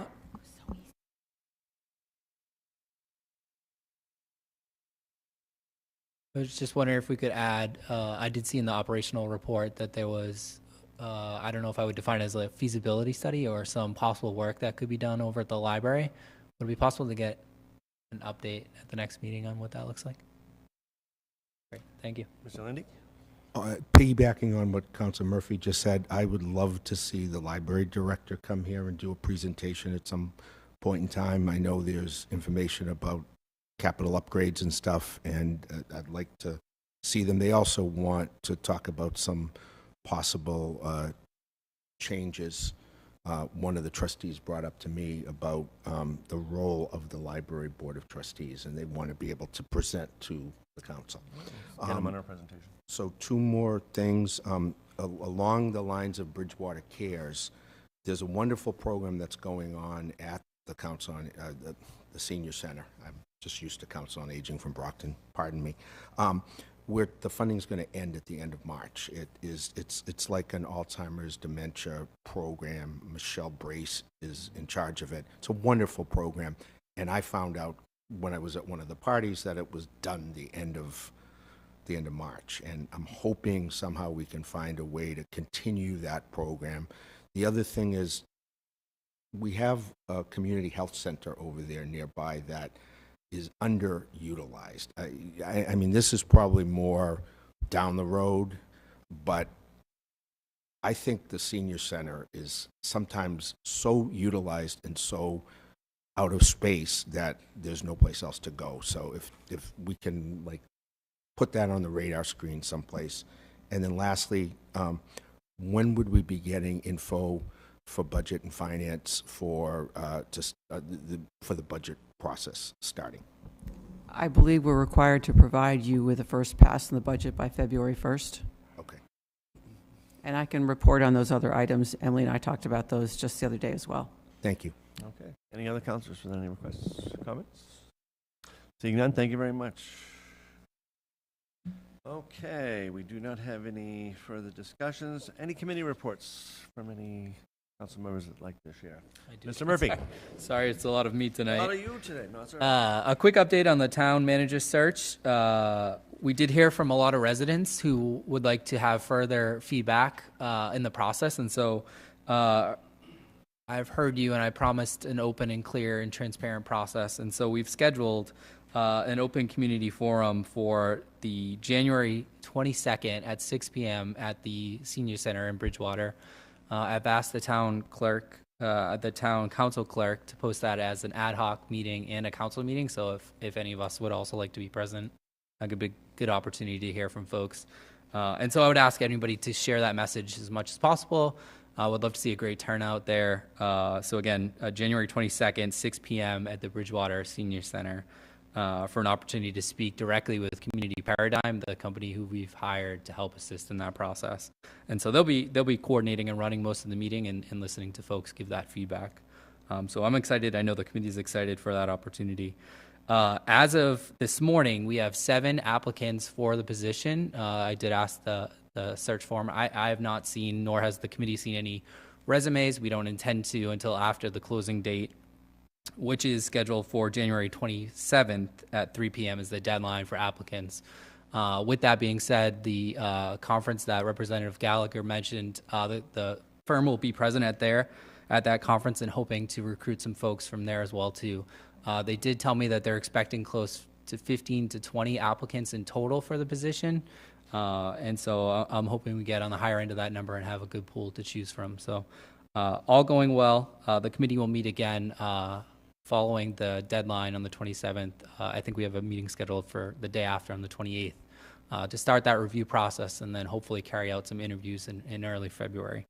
And so more to come there on the schedule, but things are moving along, and Community Paradigm seems to feel really good about how things are moving, even with that holiday break that we had as well too. So thank you all that reached out and requested that meeting for the community. I'm glad we were able to do that. It's a necessary step in the process.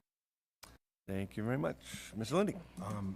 I have two financial items. I think we're going to be referring another one tonight to Budget and Finance, so we will meet at 6:30 prior to the next council meeting. And if we can get any, like, preview, I know it's February 1st, but, okay. If we can't, we can't. I'll schedule one for the first February meeting. I just want to go to Budget and Finance before the full council so we can start looking at it. Thank you. Mr. Linney. Ms. Driggles. I just wanted to, when we're getting on the topic of public involvement, just a reminder to all that on January 16th, we will be having Pathway to Progress for the Central Square redesign. So please, please, please come out. I believe it begins at 6:30 at the Moakley Center at BSU. So if you have certain opinions about what that design is going to look like, please feel free to attend. We want to hear from as many residents as possible. Thank you, Ms. Driggles. Just for information too, to some councilors, where I have my paperwork. So based on, unfortunately, Ms. Robinson leaving the council, we did reassign a few members to a few of the subcommittees. We had Mr. McKinnon be appointed to the CEDC subcommittee to replace Ms. Robinson there. We have our new counselor, Mr. Loretti, on the Strategic Planning Committee, and we have Mrs. Ellenberg on the Review Committee. So those will be those replacements between now and April, and then there'll be new committee set when there's a changeover in leadership at that time. Thank you for the reports. Moving on. Just one thing. Go ahead.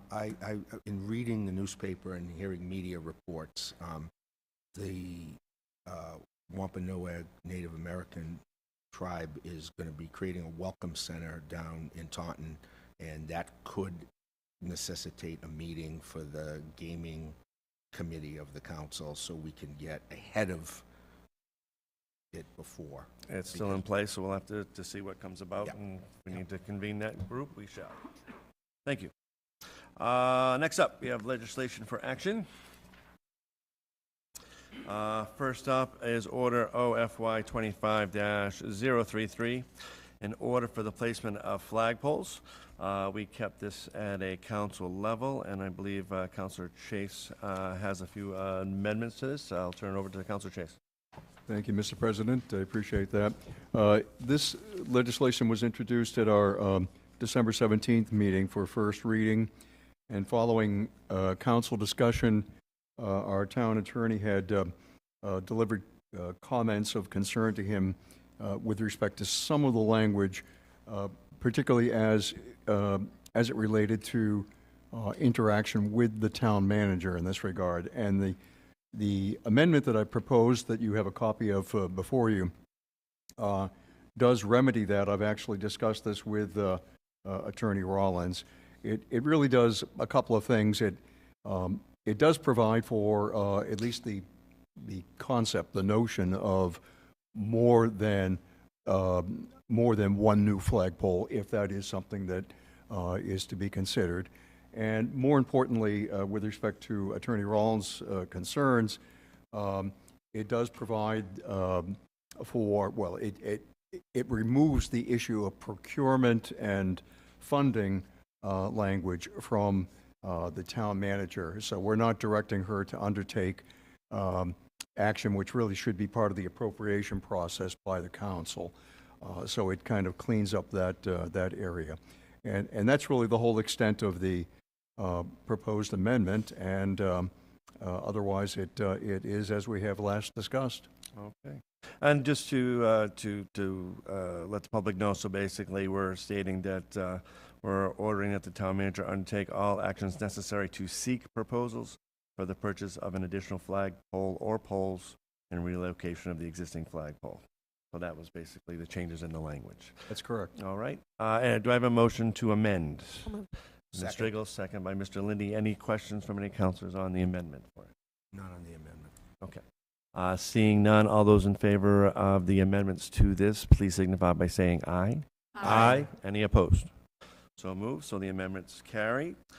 So now, in order to then a voice vote to approve this order as amended, do I have a motion to approve? So moved. Ms. Strigels, second. Second for discussion. Second for discussion by Mr. McKinnon. Mr. McKinnon, you want to open the discussion? Podcast discussion. Yeah, so the question is, do we have any intent, any place of flying the Commonwealth flag outside? Well, if we were to authorize, we're basically asking the town manager to consider the possibility of 2 or 3 flagpoles. Yeah. And were her recommendation to accommodate 3 poles, that would provide for the flying the flag of the Commonwealth. Yes. Thank As you. well as the town. Okay. Any other questions? Mr. McKinnon? All right, seeing none, all those in favor of approving of the order, please signify by saying aye. Aye. Aye. Any opposed? Motion carries. Thank you.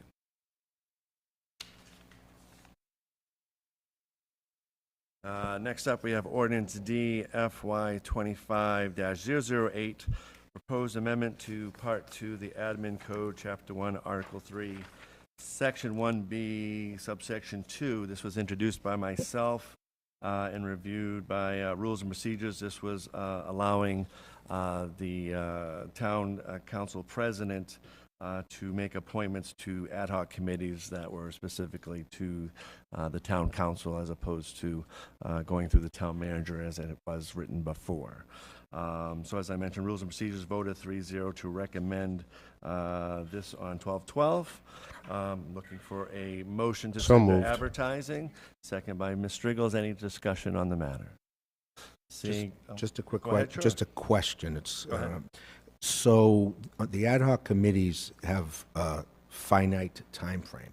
However, like the downtown revitalization ad hoc committee is needed for a while. So I'm just wondering if there's any kind of procedure in place to make that more of a regular committee, or, I don't want it to be restricted. I think we're going to be dealing with downtown revitalization for years. That's just, well, that goes to just the establishment of ad hoc committees. That would be a separate portion of probably in that chapter. So this are just as addressing who can make the appointments to those committees.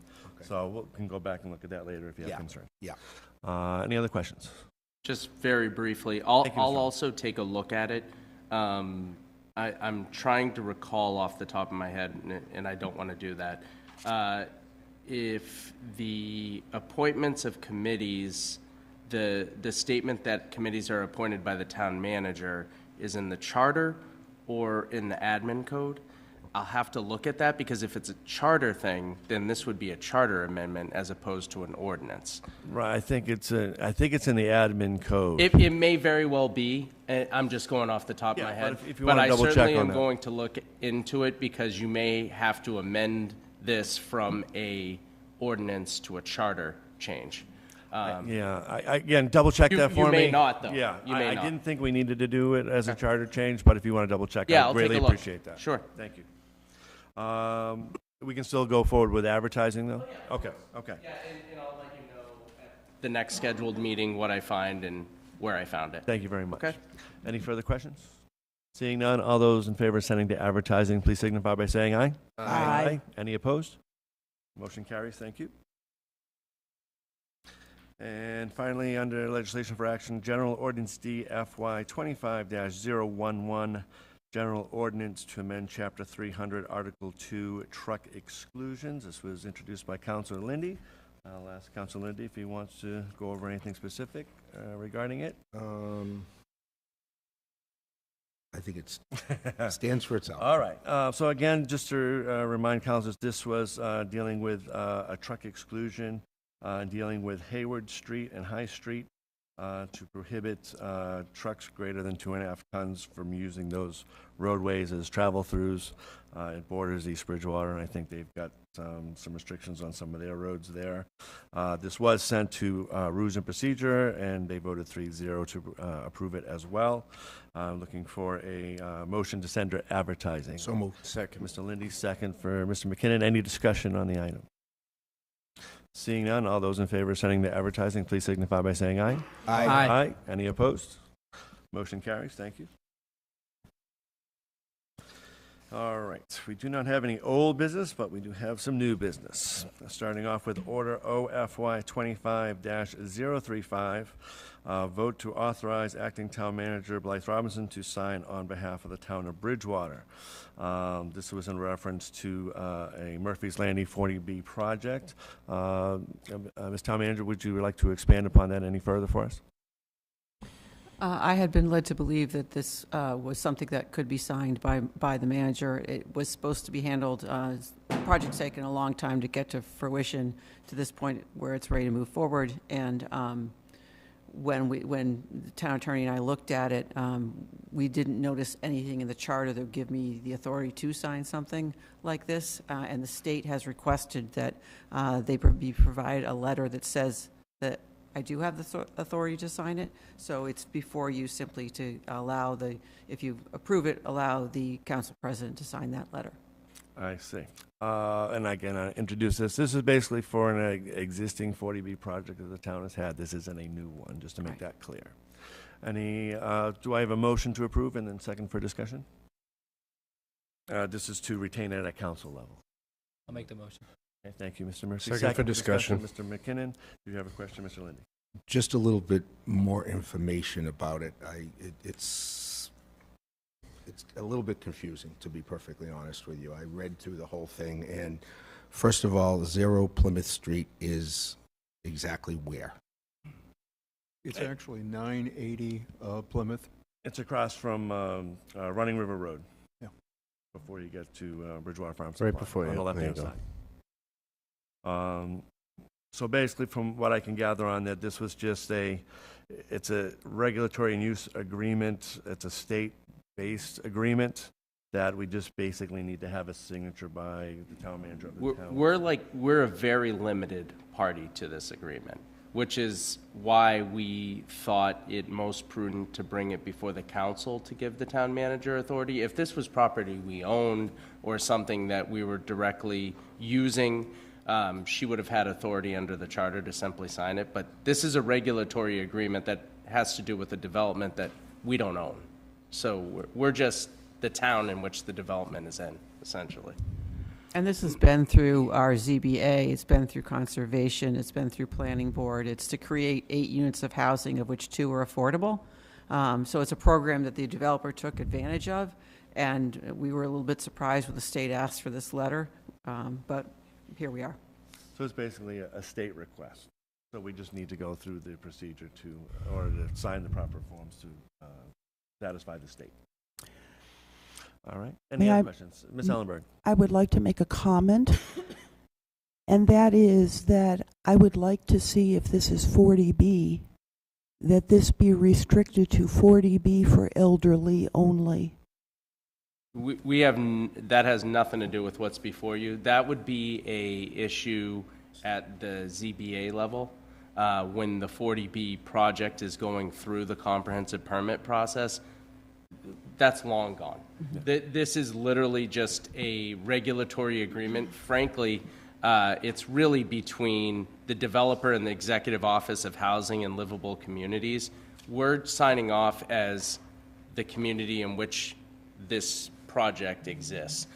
We have no authority to shape the project. We have no authority to negotiate the LIP. If you don't sign it, I suspect maybe the developer sues us. Right. It's a very nominal thing for us because it has to do with the developer saying to the state, hey, I know that I'm confined to the use of this under these conditions which exist under 40B. So we're very limited in what we can do with it. I have another question, if I may, Mr. President. Go ahead. If authority is given to our town manager, will it be for this project only? It's only That's what it's for. It's literally only to sign this particular regulatory agreement because the way I reviewed the charter, I didn't see that she had authority because it's such a unique situation where it's not something we own. If it was property that we owned and this had to do with the use of that property, the charter gives absolute authority to the town manager. But before I had her sign a certification with the state and say, oh yeah, I can do this, I didn't see that language specifically in the charter. So we thought the safest bet is through this to process. go to the council. And again, it's a 40B project that was in the pipeline before it allowed us to Yes. get to our limit that we're at right now. Did you have another question, Mr. Lindy? No. Okay. So again, this is just retaining at the council level. We'll bring it back up for a final vote at our next meeting. Could I ask a question? Oh, go ahead, Ms. McGrath. Thank- Didn't see your hand. Has this been in process since like 2019? Because I saw the letter from the town clerk. 'Cause- Yeah, this project, because isn't it from Murphy's Landing LLC? I know nothing about the project. Okay. We're only involved at this stage relative to, maybe the ZBA's had this project for a long time. I have no idea. Yeah, because I saw a letter, because I got confused because it says the Massachusetts, and it doesn't say the company's name. So when I looked it up, see how it says, it just says a Massachusetts limited liability company. When I looked that up, I got the town clerk letter about this property, and it's Murphy's LLC. What we're dealing with right now, that's before you, has nothing to do with the approval of the comprehensive permit. That may have happened years ago. Yeah. All we're at now is the stage of town received this regulatory agreement somewhat recently, and they were asking the town manager to sign a certification that I didn't feel comfortable signing as the charter is currently written. So that's why we came to you all to just sign it. Regulatory agreements are signed in many of these projects. They're all boilerplate or standard form language. And really they relate to the developer agreeing with the state that I'm going to build this project in the way that it was approved by the municipality. That's really all this is. Well, that's what I was wondering, because it's been so long, and I know the permits and different things might change, so, yeah. Us signing this doesn't anything additional other than say we're a signatory on this, and we can, if by the way, if someday the state said, well, you enforce that they're not following those rules, we could do that under this regulatory agreement.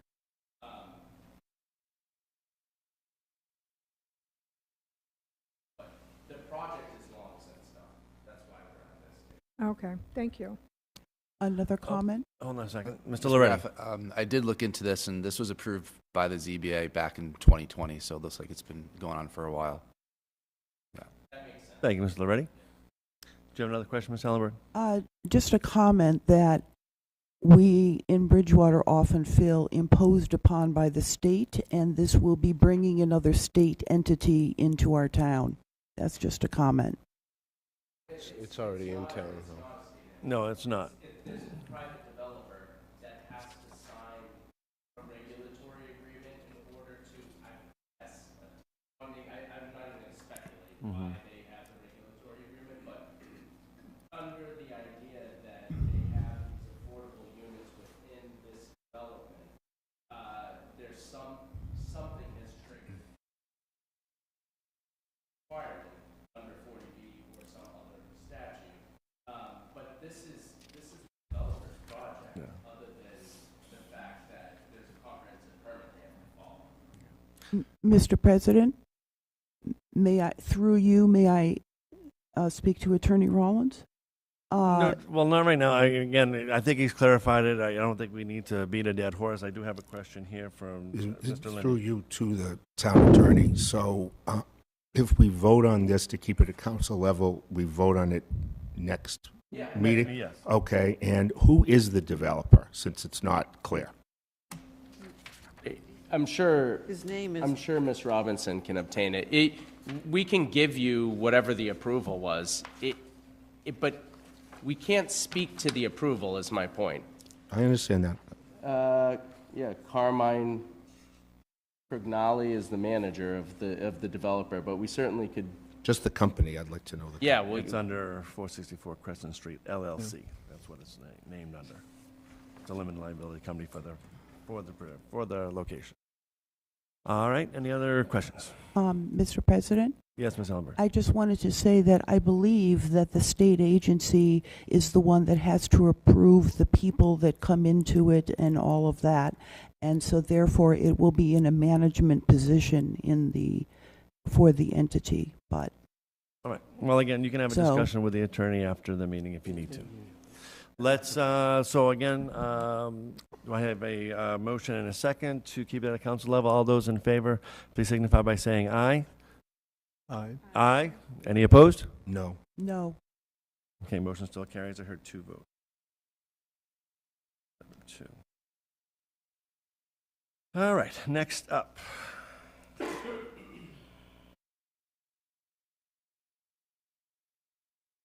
Let's see, proposed zoning ordinance D FY 25-014, zoning amendment for accessory dwelling units. Again, this was proposed by myself, but in conjunction with the Community Economic Development Department, just updating the language on ADUs here in town. Looking to refer this to the CEDC, the CED and Planning Board. Do I have a motion to do so? moved. Mr. McKinnon, second by Ms. Striggles. Any questions from any councilors at this point in time? Yes, Ms. McGrath. Thank you, Mr. President. How will these units be numbered for mailing reasons? I'm sorry again? To send mail to a unit, how will they put postal numbers? I do not know. Again, this is just dealing with the square footage requirements, I believe. That's the largest part of it. And any more details regarding that, you might have to speak with Mr. Rulli or look into the language that's already there. How about the driveways? Like, what happens? I believe that, again, this is mostly just dealing with the square footage situation. As far as the specifics of the actual building, again, that's probably going to go to the language of the planning board or whatever that might need to be approved in order to build one of these units. I'm sure there's specific units, specific requirements based on setbacks and all that type of stuff that would have to be addressed at a planning board level. I just thought they'd have more answers because there are some of the things about the setbacks, the corner, the corner house. And I was just wondering, are we going to have a limit of how many of these units can be built in Bridgewater? So nobody will come with the second reading? We could ask a little bit more questions? Well, again, this will get sent to CEDC and Planning Board for discussion, so you're certainly welcome to sit in on that meeting Okay. and hear that discussion at the time. Mr. Lindy? So is this limited to family members of people that are in, that own the building, or is it like anybody can go into one of them? It all depends on, again, it's regarding the Affordable Homes Act. It's amending the zoning act to allow ADUs up to 900 square feet, where the current language caps it at 800 square feet. So we're just basically going up 100 square feet on the allowance of the ADUs. That's what this is addressing. Mr. President. Ms. Striggles. That's my question. So I think the confusion lies in ADUs specifically. So I do think that there are a few companies that are actively building them in the local area. There is a company out of Plymouth, I believe. They're coming to speak with my company. I have no problem seeing whether or not they would be willing to come and speak to a municipality. I think it might be beneficial not only to us as counselors, but to our residents to hear from people that are actively building these units in other communities to see whether or not they can maybe engage us in a little bit better of dialogue. But this specific ordinance that we're dealing with right here is specifically to change the language because of what Bridgewater currently has. We are currently at 800. Trust and believe, I help clients get these things approved all the time. We are at 800 right now, and we need to be in line with what the state wants us at, which is 900. It's simple as that. Thank you, Ms. Striggles. Appreciate that. Any further questions? Just a comment. Go ahead. I think that would be really helpful to educate us. Very good. All right. So again, I had a motion and a second to send this to CEDC and Planning Board. Any further discussion? All those in favor, please signify by saying aye. Aye. Aye. Any opposed? Motion carries. Thank you. And finally, under new business, we have Resolution RFY 25-005, a resolution to file and accept grants with and from the Commonwealth of Massachusetts Executive Office of Energy and Environmental Affairs for the Park Land Acquisitions and Renovations for Communities Program for improvements to Summer Street Park. Again, looking to keep this at a council level. Can I, a little bit more of a description on that from the town manager, if you'd help us out with that, please? We think we want to be able to demonstrate to the state that we have, support to continue to file grants for this project. We don't have an exact budget yet. We haven't figured out all the details, but we at least want to be able to be prepared to apply. And so that's what this is asking. This is what it's written. Okay, thank you. Do I have a motion to keep that at a council level? And Second. second by Mr. Lindy. Any further discussion? Did you have a question, Mr. McKinnon? This is about the old Trail Park, right? This is about what again? Trail Park that we're doing? I think I'm sorry, is this more in line with the old gas station park situation? Oh, yeah, no, Summer that's Street. Summer Street. Yep, you're right, sorry. Okay. My fault. No, not a problem. Any other questions? Ms. McGrath. Thank you, Mr. President. Ms. Robinson, I have 2 questions. It says Phase 1 will cost a little bit over $1 million. Do you know how many phases there are to finishing this project? I do not.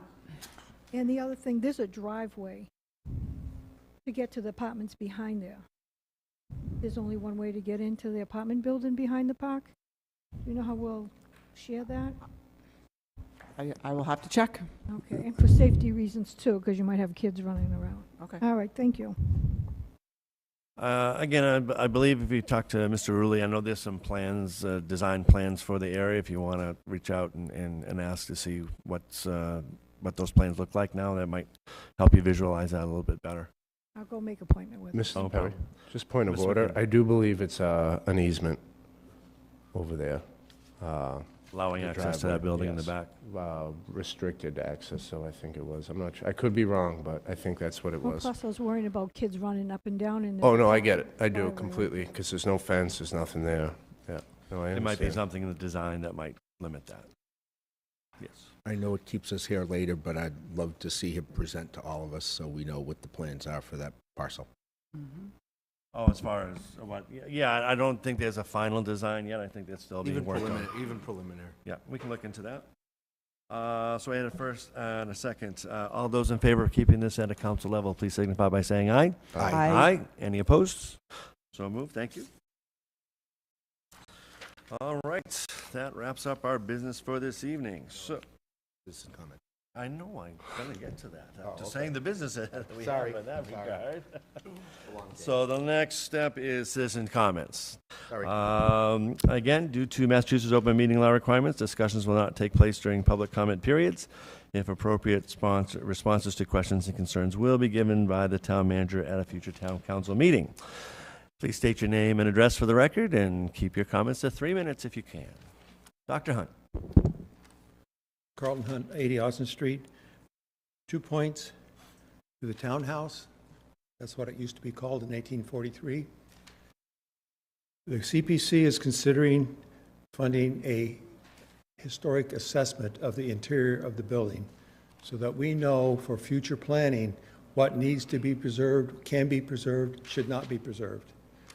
There's a lot of history in that building that needs to be understood before and during any reuse planning.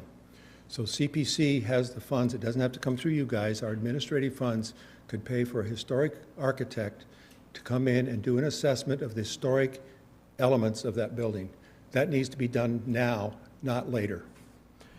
Second, to the chief's point on solar panels, as Energy Committee Chair, I've been advocating for solar fields on town property for 2 years. I have a PowerPoint that I put together that actually looks at town-owned parcels on the east, central, and west side of town. And I'm happy to present that to you. It's a little long, but I'm happy to present that to you because it is a potential revenue source for the town of Bridgewater. And as Energy Committee Chair, I specifically think that part of town is ripe for solar panel development. Thank you. Thank you, Dr. Hunt. Anybody else like to come up and speak? MJ, come on up. Hard to follow, Carlton. Thank you for that, Carlton. MJ Spagone, 5 Lakeshore Center, Unit 1128. Just a couple of things tonight, and I'll be brief. First, I want to thank the chief for coming in and giving the presentation to the council. I think it's important that we have town departments that show what they're doing in their daily work and, justify how they're funded and their operations. And I think Chief Del Monte is probably one of the great leaders of our police department and public safety community, along with our fire chief and other members of the police and fire departments. So I appreciate his service. And when I was a coworker alongside him for about 4 years in the town manager's office, I greatly appreciated our conversations and talks about town operations. So that is that part. The second part, put on conversation this evening, was about the EV chargers outside the Academy building. Having been a member of the previous Dutton administration, I can definitely tell you the project, the Academy building renovation project, the EV chargers, if I recall correctly, were actually part of the project itself to lead to its LEED certification, the LEED certification. Those chargers, if I recall correctly, were intended to only be for town fleet vehicles as part of an initiative to bring the town fleet vehicles over from gas use vehicles to electronic battery operated vehicles, which is around the time that we actually procured 2 Mitsubishi Uplander PHEV vehicles and I believe 1 Honda Insight or Honda Clarity. All 3 of those vehicles were EV vehicles, and those chargers were made to be installed in those 2 spots outside the Academy building to service at least 2 of those 3 vehicles at any given time. Now, knowing that there's a proposal now to possibly make those, pay-or-use chargers, I believe the original intent was actually to only have them be used by vehicles stationed at the Academy building that were used either by the building commissioner, one of the inspectors, and I believe the health agent or whoever would be using the third vehicle, because it was sort of up for grabs. But as the executive assistant in the office from 2015 to 2018, I can certainly tell you right now, that was sort of the original intent of taking care of that. And the only reason I know that is because I actually helped handle some of the documentations and get the vehicles insured. But the chargers, I believe, were originally intended just for town operation only. The question of putting on a shutoff switch, I don't know if that was something that was ever going to be discussed, or if it was ever, at the time, the technology might not have been available. But certainly, use of it by the public was an unintended consequence of those chargers being there, as far as I can tell. Because I know in my years of driving by the Academy building after having left office, I can definitely say that there have been vehicles outside the building after hours that probably aren't town employee vehicles or town vehicles themselves to be on the chargers. So certainly if there is a shutoff mechanism now, like we have with what are called the Gas Boy gas tanks down at the DPW, used to be a key operated, then we switched over to a card operated. If we have that capability of putting it on those chargers now, it probably would be best to do so because they were meant as a town asset only. Thank you, Mr. President. Thank you, MJ. Anybody else like to come up and speak? Going once, going twice. Thank you for those that came up to speak this evening. We will move forward with council comments, and I will start with Ms. McGrath on the left. Thank you, Mr. President. I'm a member of the CERT team. It's the Community Emergency Response Team. And the basic training for those who want to join the CERT team begins in March. The information's on Facebook. And I'm amazed at the different skills I've learned, whether in fire safety, first aid, incident command, to being prepared for terrorist and emergency situations. So I encourage residents to volunteer for this team. It will benefit not only the community, but you and your family and what you learn. Thank you. Thank you, Ms. McGrath. Ms. Striggles. Thank you, Mr. President. I just wanted to congratulate Councilor Loretti again. It has been an absolute pleasure getting to know you outside of this room as well, and the town is in great hands with him sitting amongst us. So I just wanted to give you your kudos. And I wanted to thank Chief Del Monte and State Rep Gallagher again for showing up and attending our meeting and providing us with very detailed presentations of what they are going to be doing to make Bridgewater and Rainham better. And both of you make our town extremely proud. So I did want to be on the record stating that. And I want to thank all the residents for coming out despite the bitter cold outside. Please stay warm, stay safe, and stay vigilant. Make sure that your pets are only outside for short periods of time, and just take care of yourselves. There's a lot of sickness going around, so I just wish everybody well. And Happy New Year. Thank you, Ms. Striggles. Mr. Chase. Thank you, Mr. President. I'll just briefly say it was very enlightening to hear the comments from Chief Del Monte. He's always presented very timely information for the benefit of the council, and it was certainly no exception tonight. It was great as well to see Representative Gallagher here, to know that our man on Beacon Hill is so intimately familiar with our council and the problems of the town of Bridgewater. So that's really all I have, but it was very good to hear his comments as well. Thank you, Mr. Chase. Mr. Lindy. I will echo the comments of my fellow councilor Chase. I think we're going to have good luck for the town of Bridgewater with a former councilor and someone that's dedicated his life to public service. I think we'll have frequent communication, and I asked him, and I hope he'll bring the state senator here so we can meet him. We have a new state senator too, so if we have our legislative delegation really pushing for us, I think it'll pay off. Thank you. Thank you, Mr. Lindy. Mr. Murphy. Yeah, just quickly echoing the same sentiments as the other councilors. So thank you to Chief, the entire department, Representative Gallagher, and the citizens that spoke tonight. That's it. Thank you. Thank you. Ms. Ellenberg. Yes, I just wanted to make another comment that we still have many boards and committees and so forth which are not filled, and to make a request for people to step forward as volunteers to get these boards and commissions filled. And one of the concerns I have is I think that a lot of our meetings need to be televised. Some of the other meetings, not just on Zoom, but actually take place in here and so forth. And I think that BTV needs volunteers as well.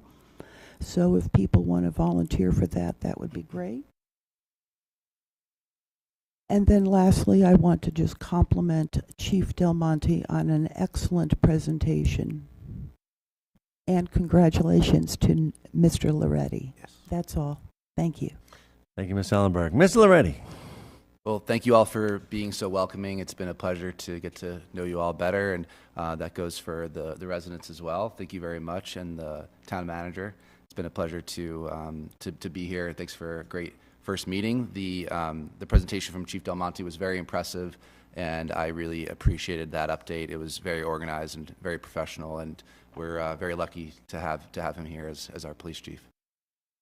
Thank you, Mr. Loretti. Mr. McKinnon. I just want to echo most of our councilors' comments too on Dennis and Del Monte's presentations today. Those were good, and it's always good to hear from both of them.